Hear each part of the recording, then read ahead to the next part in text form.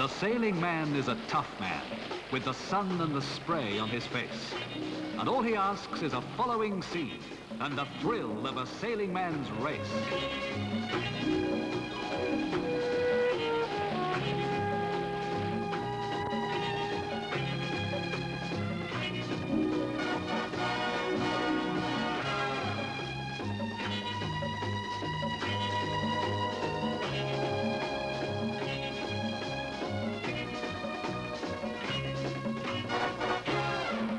Australia, Sydney Harbour. The sleek lines of fine yachts in evaluation trials for Australia's first challenge for the world's yachting classic, the Admirals Cup, held every 2 years off England's coast. Camille of Seaforth, skippered by the man who built her, Ron Swanson, one of Australia's top yachtsmen. Freya, a Sydney to Hobart yacht race winner, a thoroughbred, designed, built and skippered by the renowned Halverson brothers. Freya participates in the months of intensive training in Australian waters that precede the nation's challenge for the Admirals Cup. Caprice of Huon, the third yacht to represent Australia. Old but with a proud record in past performances. Sailing under the number 13, Caprice is carefully tuned by her skipper Gordon Ingate, an astute tactician and winner in many classes of boats. To the rattle of winches, the graceful Rita Maria goes about. Skippered by Norman Ridge Jr., the Rita Maria is to participate in the Admirals Cup series, although not as an official Australian entry. The Australian team, their skippers and crews, are to be matched against the world's toughest sailing opposition in unpredictable British coastal waters they've never sailed before, in a contest that is infinitely demanding in the skills of seamanship. Mr. Ron Irish, chairman of Rothmans, official sponsors of the first Australian challenge team for the Admirals Cup, meets the skippers. Mr. Irish says, "On behalf of the company, in presenting this cheque, I have one hope on Australia's behalf, that this wonderful team we're sending across will be bringing back to Australia for a good time to come this magnificent trophy. Sir James, with best wishes for the team to win the Admirals Cup." The big moment of departure from Australian home waters has arrived. The next cold touch of water Freya's hull feels will be the waters off the British coast, as yet unknown, untried by the Australian crews. A second departure. Skippers and crew confident, ready to face the international sailing world. Good luck, says the welcoming sign, 2 short words that has the feeling of all Australia behind them. Men of the sea take to the air, anxious to get to their destination quickly, to see what they are to face before being called upon to face it.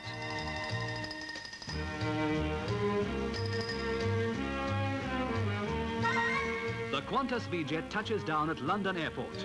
At last, the great overseas adventure is about to start.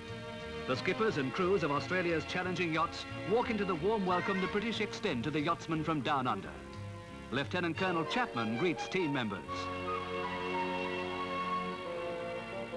London is many things, but primarily it is a city of history. The Australian skippers and crews start out on a sightseeing tour of the city's landmarks, monuments and famous buildings that represent epochs in British history throughout the centuries.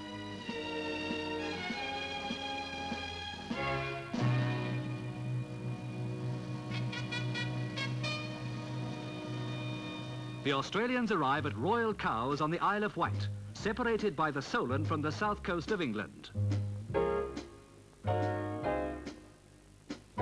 The Mayor of Cowes extends yet another warm British greeting to the Australians. These are the famous trots at Cowes, sea stables of boats moored in such numbers and so close together that the islanders could almost walk across them to the English mainland. This is Ryde, an Isle of Wight seaside resort, one of the island's most popular entertainment centres. As a contrast, the peaceful countryside of the Isle of Wight. The stately grandeur of Osborne House, the home Queen Victoria favoured most. The venerable age of Carisbrooke Castle, its first stone laid probably in Roman times. The charm of country villages, uniquely British, undisturbed, comfortably serene. Cowes, where the floating population of international yachtsmen and British society have swollen the tiny town's population, where preparations accelerate for the Admirals Cup series. A storm warning goes up on the eve of the first race as winds of 45 miles an hour are forecast.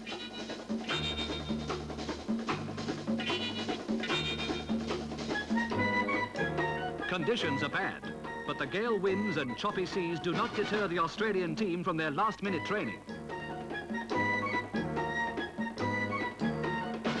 The Australians have expected unpredictable currents, but now these prove to be even more treacherous than anybody imagined. While the Australians train in these adverse conditions, their confidence never flags, even though the British season they now encounter proves to be Europe's coldest and wettest summer of the 20th century.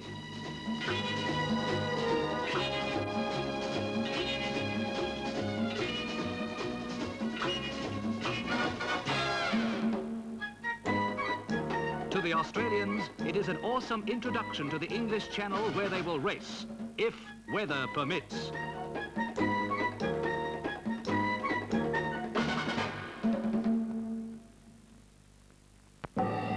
The first event in the Admirals Cup series, a triangular course past 2 lightships off Britain's southeast coast, down to Le Havre on the French coast, then back to the finishing line at the entrance to the Solent, the 225-mile Channel race.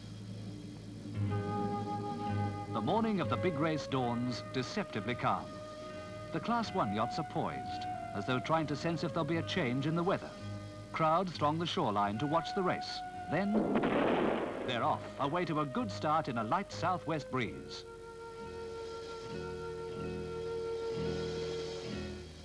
The shoreline crowd gradually becomes silent as the medium-sized Class 2 yachts ready for their start. There's a strange air of suspense as the crews watch for the starting signal. Britain's yacht Noryema 4 is over the line before the starting signal. As the starting cannon booms, Noryema is recalled for jumping the gun and has to make a second start. Her crew start to make up the time they've lost.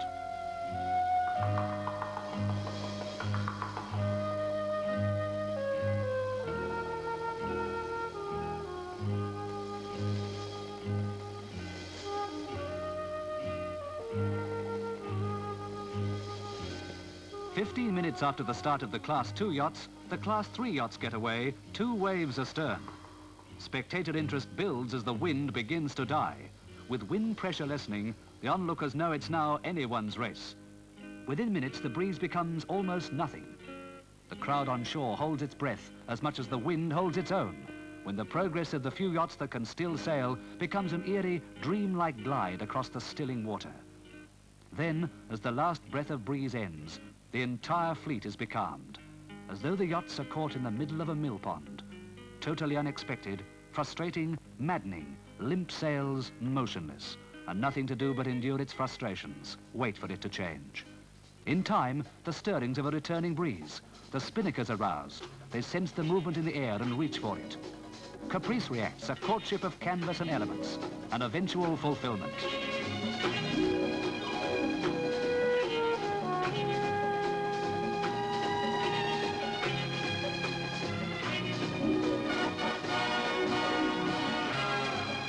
By late afternoon, Gordon Ingate has worked Caprice into 7th place, about 3 miles behind the fleet leader. Holland's Admirals Cup entry, Tonnerre de Breskens, moves along on her course in a prominent position. Camille makes good progress too, a measured progress, assured, self-reliant. Now Britain's Firebrand, considered to be Australia's greatest danger, is followed by Australia's Freya. The weather calls for fast sailing, so Freya's crew packs on the pace.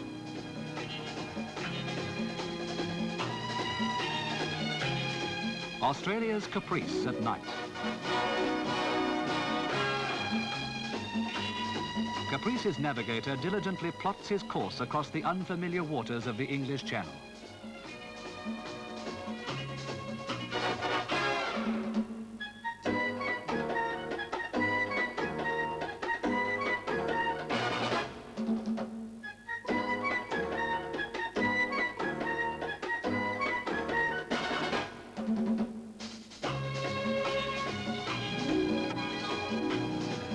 Next morning, as crewmen set Freya's spinnaker, it's a straightforward 70-mile run down to Le Havre.